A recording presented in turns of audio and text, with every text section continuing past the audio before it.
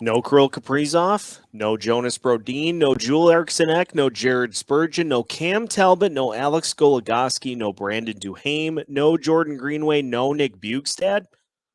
No problem. The Minnesota Wild steal one against the Washington Capitals on Saturday. We recap that with Alex Micheletti, plus the Wild's roster moves and how Dean Evason got Kevin Fiala to go from scapegoat to actual goat. We take a look at all of that today on Locked On Wild.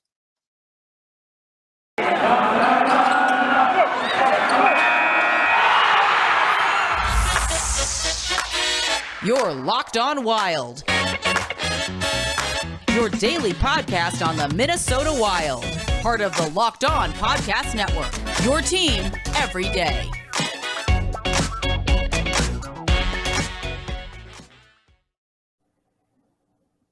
Welcome to another episode of Locked On Wild, your daily Minnesota Wild podcast, part of the Locked On Podcast Network, your team every day. Thank you for making Locked On Wild your first listen every day. Just as a reminder, Locked On Wild is available wherever you listen to podcasts and is available anytime you want to listen. On today's episode of Locked On Wild, we recap the Wild's wins against the Boston Bruins and the Washington Capitals over the weekend. We take a look at a flurry of roster moves that the Wild have made to start off the week and look ahead to what the Wild have coming up next, as well as some interesting things that Dean Evason did down the stretch against the Capitals. So a full episode today with Alex Micheletti. My name is Seth Topal, host of Locked On Wild, veteran Minnesota sports content producer, now at the helm of Locked On Wild. Happy to have you along on a Monday edition of the show, a Victory Monday, as the Wild played over the weekend against the Washington Capitals, got a win. So here to help us on also a Micheletti Monday. So I guess a Victory Micheletti Monday is probably the best way to do it. Alex Micheletti is here. Alex, what's happening? Not too much. Yeah, I like the ring to that one. That's awesome. Incredible 2-game stretch for the Wild. No one would have ever thought with all the injuries that they would pull it off. And I tweeted out this team doesn't quit. They battle no matter who they lose. Even if it's their best player, they continue to fight, and just incredible. The second game, the Capitals game for sure, it was like, oh my goodness. And this team, when they pull the goalie, they just they just elevate their game to a whole nother level. And you see Zuccarello get that game tying goal, and just incredible. What more can you say? It was, it's the perfect storm with both games. I mean, the Bruins game, we had no idea what to expect because they had just played the Winter Classic, shorthanded, ended up losing 6-4. Which prompted the ESPN crew for that Bruins game to kind of take some shots at the Wild, but then obviously they responded. Matt Boldy gets his first career goal in his hometown with his family in the seats. Kaapo Kahkonen was great, and then the Wild followed that up with an encore against the Washington Capitals, who are one of the best teams in the Eastern Conference. As you said, extra attacker, which is at this point basically like Aaron Rodgers seeing 12 defenders on the field. It's as automatic as they go. And Wild get it to OT, end up winning in a shootout. Of those two games, is there one that was more improbable than the other? I think both have just huge moments in each one, as I just alluded to. But two very tough teams that the Wild just took care of business against. I mean, look at the star power on both teams. I mean, Pasternak was going the entire game for Boston, and it took a Jonas Brodin block there at the end, to keep that one from getting tied up, and hopefully Brodin didn't break anything, but just insane. And then for the most part against Washington, they kept Ovechkin quiet when everybody thought, hey, this is the perfect game for Ovi to to have one of those just monster games. And for the most part, they kept him quiet, which was great. And Kaapo, what more can you say about the young Finn? He played great in both games and was calm and collective.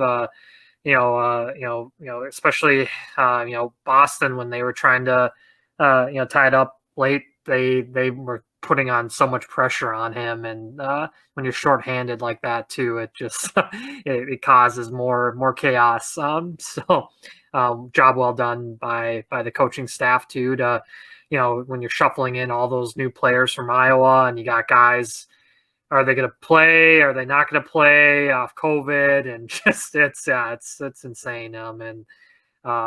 Two teams that are not in the West, and you can show that you can play with some of the top teams no matter which conference they're in. So yeah, really good test for the Wild.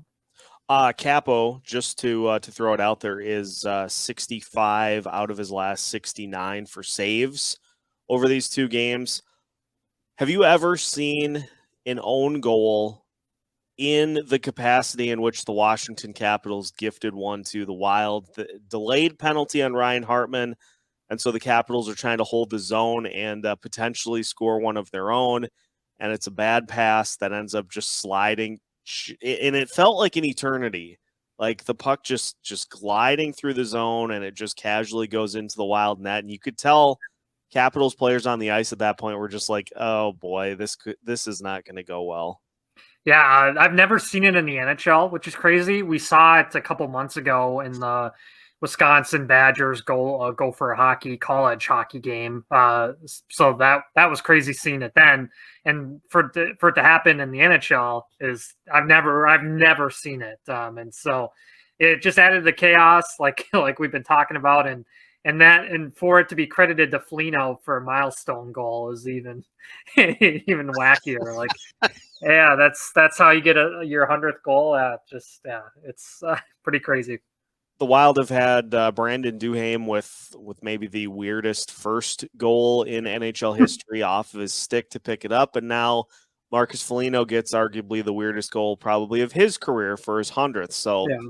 It's just been that kind of a season for the Wild, but nonetheless, they get the win. That's 2 wins in a row now, and they were down 9 players against the Capitals. And Can we talk about that overtime and the shootout? Holy moly! The amount of just highlights were just going crazy, and the save by Washington late there in overtime, and then.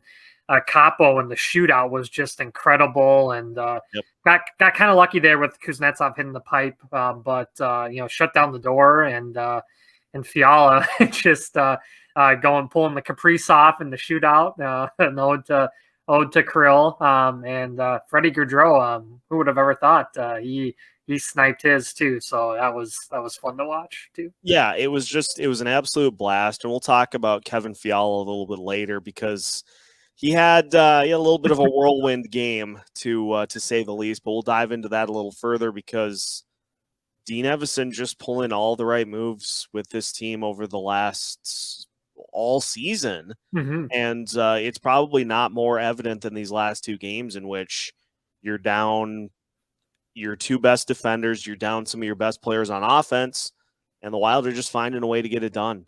It just speaks to the team first mentality, and it's one thing to preach that as a team, as a franchise, as a head coach. It's entirely another thing to get everybody on the roster to buy in, and Wild have done that this year. Yeah, he's always played all 4 lines. He's never really shortened the bench, and you saw in that Boston game too, Matt Boldy was playing late into the 3rd period. And so, yeah, it's really, really cool that he trusts the young kids. You're thrown right into the fire. That's what he's telling the boys. And welcome to the show. Welcome to the NHL. Greatest game. That's what it gives confidence to everybody on this team that you can play and you don't have to be worried about being a liability on the ice. And, I think that's why they're having so much success too, is just believing in each other. And, that next man up mentality is really showing. And what more can you say? I mean, exactly like you said, Dean is pulling all the right moves. Billy G is making the right decisions as far as call ups, and you love to see Matt Boldy scoring right away, and Marco's going to be there. He's been a little bit quiet, but Yeah. he's going to be a good player in this league for sure. Well, and I'll find the tweet before I mention it, but obviously with some of the roster moves made, Rossi was sent back down to Iowa, but this is a luxury that the Wild have to be able to send a guy like that down, knowing that okay, he got his first taste of NHL action.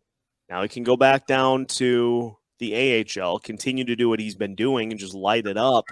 So that then when he comes back the next time, whether it be later this year or next year full time, he's going to be ready to rock. Yeah, it's incredible. It's going to be really fun, especially as we continue the season, or into the off season too. Watching these young guys prepare to be full NHL players, and getting a chance for them to be on the same lines too, hopefully, because they've shown it at the AHL level, and if they can translate it to the NHL level, just watch out. And like Billy G has talked about, they need guys on cheaper contracts to perform, just with salary cap crunches coming. And so, yeah, it'll be interesting. And if they make a big splash at the trade deadline too, they know they have those young guys to step up to, or use as assets if need be too. 100%. Now, as we mentioned, a lot of roster moves already for this week, and that has led to a lot of confusion on Twitter, on social media, myself included. So we're going to dive in. We're going to set the record straight on the moves that the Wild made, because it may seem like with Marco Rossi being sent down that Matt Boldy was as well. Turns out that's not actually the case. So we'll talk about the roster moves, kind of a timetable for everybody to come back. It's sooner than later, which is great. So we'll talk about all of that with Alex Micheletti next here on Locked on Wild.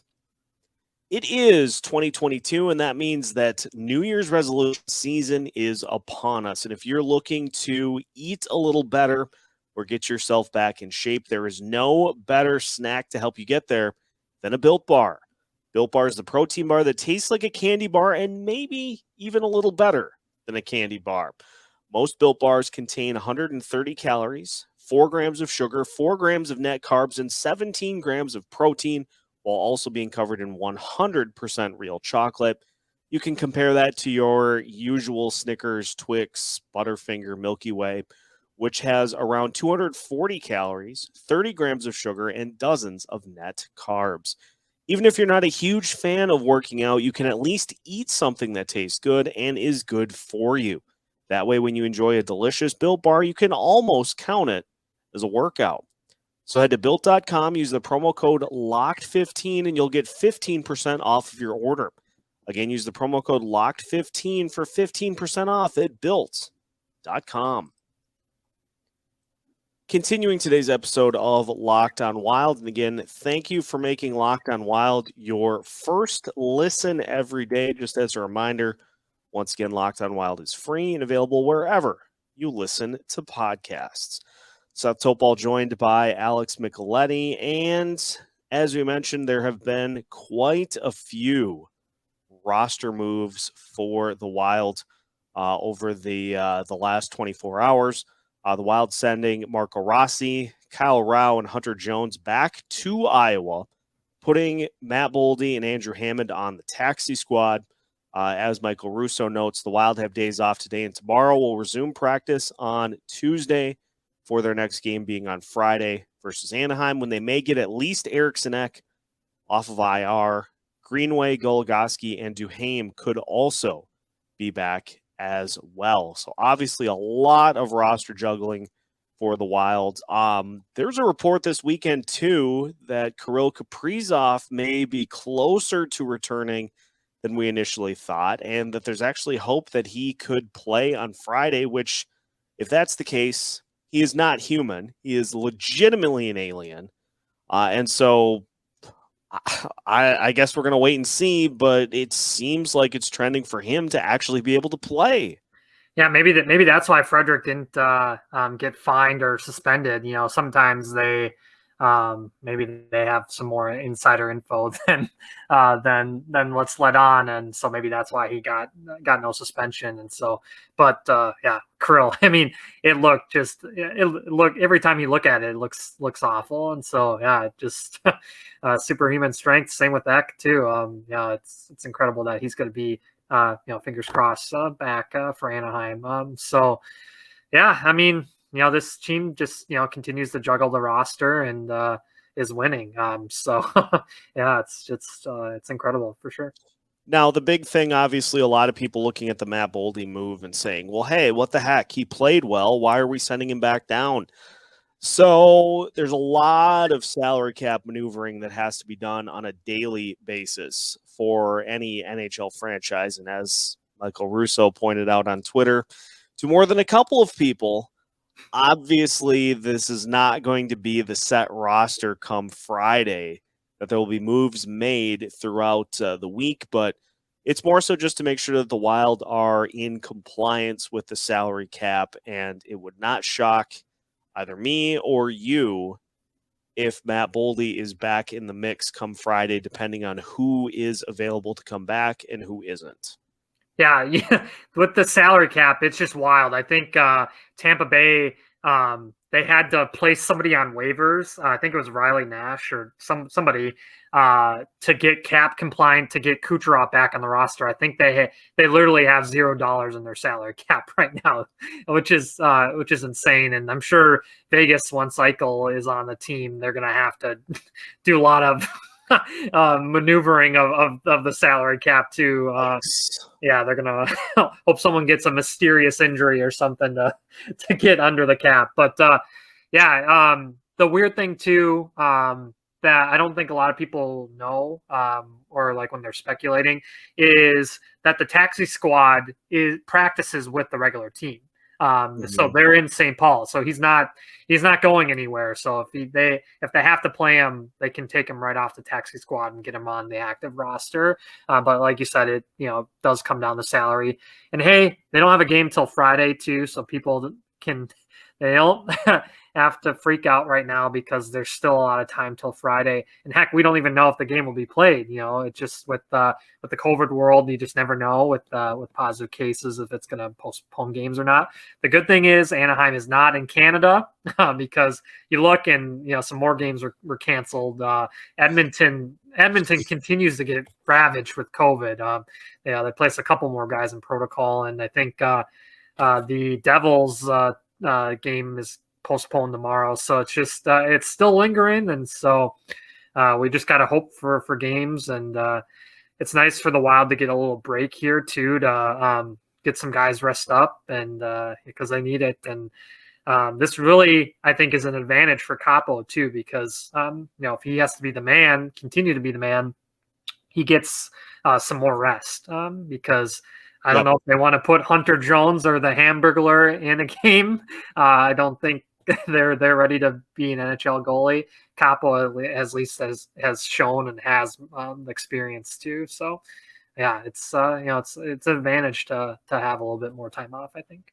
So the Wilds, they play, as we mentioned, Friday against the Ducks, and then after that it will be Monday against Colorado on the road, and then the Wild have a back-to-back home road split against the Chicago Blackhawks at Chicago on Friday the 21st, and then home against the Blackhawks on the 22nd as part of Hockey Day Minnesota. So I would imagine that, depending on Cam Talbot's availability at that point, you probably go Kaapo Friday against Anaheim. Then if Talbot is back on Monday, you go him there, and then you just alternate Friday and Saturday. But it remains to be seen. It sounds like Talbot was going to skate this week, so hopefully he's getting close. Jared Spurgeon, it sounds like, is going to skate this week, so Hopefully he's getting close.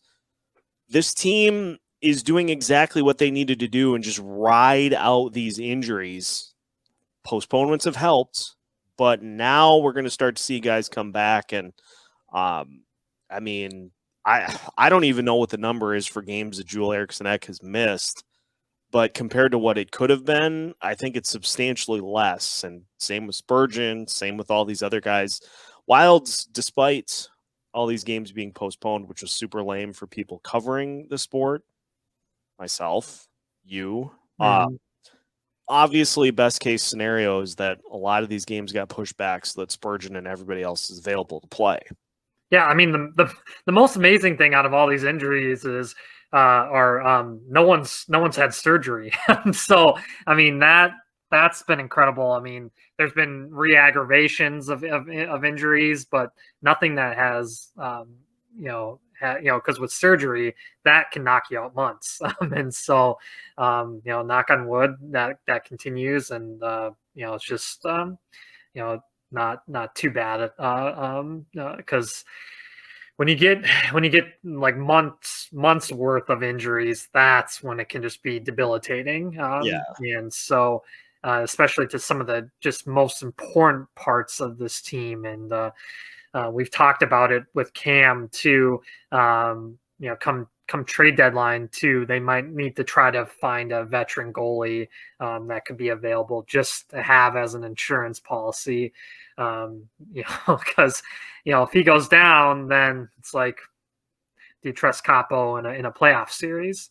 We haven't seen it, so Right. if you could try to maybe find a goalie out there that has had playoff experience, that might be one of the things you look at. And of course, center, as we always talk about. So the thing about this league, you just have to ride the wave. There's going to be so many ups and downs, and it's the teams that can just fight through that adversity, come playoff time, and raise a cup. You look at Tampa Bay; they have fought through a bunch of injuries this season too, and guys in the playoffs too, Steven Stamkos, and so Kucherov.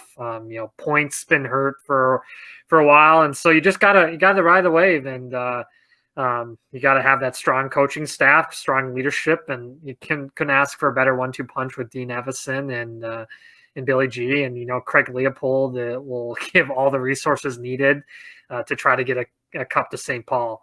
So everybody's on board. You really love to see it. Yeah, and we're going to talk next about a specific example of the coaching staff, in particular Dean Evason, knowing which buttons need to be pushed, which buttons don't. But before we get there, I just wanted to point out, just for continuing to recap the Capitals game's sake, the numbers for the Wilds, in particular, 3 different players. Ryan Hartman had 27 minutes of ice time, which was a career high for him. The Wild also got 25 minutes from Matt Zuccarello, who is great, and then 27 minutes from Matt Dumba. So, again, another good thing that the Wild don't play until Friday, to give those guys a little breather, because they just don't come off the ice, which is it's just sweet.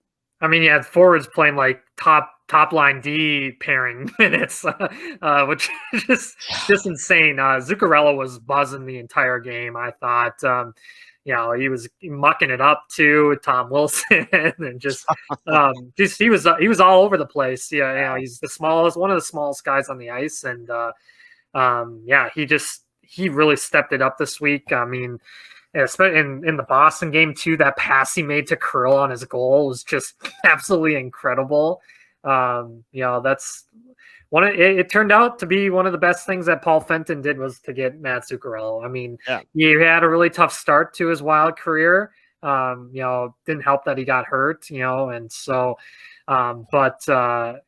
he's been a home run ever since, and he found that chemistry with Hartman and Kirill, and it's been a fun line to watch. And I think just with his playmaking ability, he's really made a difference for Ryan Hartman, and with how many goals he's had. So it's fun to watch that chemistry grow. and a point per game guy so far this year with 27 points in 27 games. All right, we're going to talk about Dean Evason pushing all the right buttons to finish things off. That is next here on Locked On Wild. BetOnline.ag would like to wish you a happy new betting year as we continue pushes to the playoffs here in 2022 and beyond. BetOnline.ag remains the number one spot for all of the best sports wagering action in 2022. New year and a new updated desktop and mobile website to sign up today and receive your 50% welcome bonus on your first deposit. Make sure to use the promo code LOCKED ON to get the fun started. Everything from the NFL playoffs, the NBA, the NHL, boxing, and UFC, all the way to your favorite Vegas casino games. Don't wait to take advantage of all the amazing offers available for the 2022 season. BetOnline.ag is the fastest and easiest way to bet on all of your favorite sports. BetOnline.ag, where the game starts.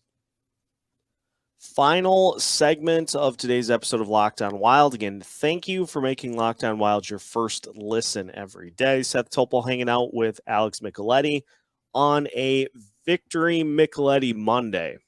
Got it. I want to talk about what Dean Evason did with Kevin Fiala during Saturday's game, because it's a good example of what we talked about in segment one, in which it's one thing to, as a head coach and as a team and as an organization, preach the team first mentality. It's another thing to execute it and to get the team to buy in. Obviously, if you watched on Saturday, you saw the fact that Kevin Fiala took 3 separate minor penalties in a 4-minute, 27-second span, and a lot of people were not particularly pleased about that, including myself, in which I tweeted out something to the effect of just get Kevin off the ice. Dean was listening. He was reading. He saw my tweet and he said, you know what? He's right. So Fiala got benched for a minute. He, at one point, was talking to one of the Wild's assistants and didn't like what he heard, so was kind of slumped at the end of the bench. It gets more interesting. Here is what Michael Russo had to say. Dean Evason said he was fully prepared to not play Fiala again in Saturday's game. But Fiala had a private conversation with him during the third period, told him he understood, and regardless of if he played again, he'd support his teammates. Dean said that meant a lot. Alex, what did Fiala end up doing the rest of the way after he was put back in the lineup? I mean, he looked incredible out there. He was really buzzing, an ode to his injured teammate Kirill, and gets a shootout, a winner, and it was incredible move, and that's what we love about sports too. You can look like you've made your team lose the game, and then seek redemption late, and he ended up being the hero. It's incredible. Nothing like a little motivation, a little chip on your shoulder to prove people wrong too. It's fun to see that. And Kevin's such a player. People call him cocky, when he plays with some confidence, he can really get things going. So it's all about positive body language out there, and believing in yourself, and proving that you can be one of the best out there, a game changer, and he showed it in that shootout. It was an incredible move on a young goaltender, and it worked out, and then Gaudreau shut it down too. So that was awesome. And then we got to see Dean celebrate in the way that only Dean can, by punching his assistants on the back of the bench. Just the best. Brilliant. And the other thing, the other thing too, and I completely forgot to mention this, in one of the more truly bizarre images of the entire season so far, I have never seen a goalie make a save in the face-off circle, and yet Kaapo, I know what he was doing, because you either go out and you play that puck, or you give Alex Ovechkin an opportunity to make a play on you. And Kaapo was like, no, we're not doing that.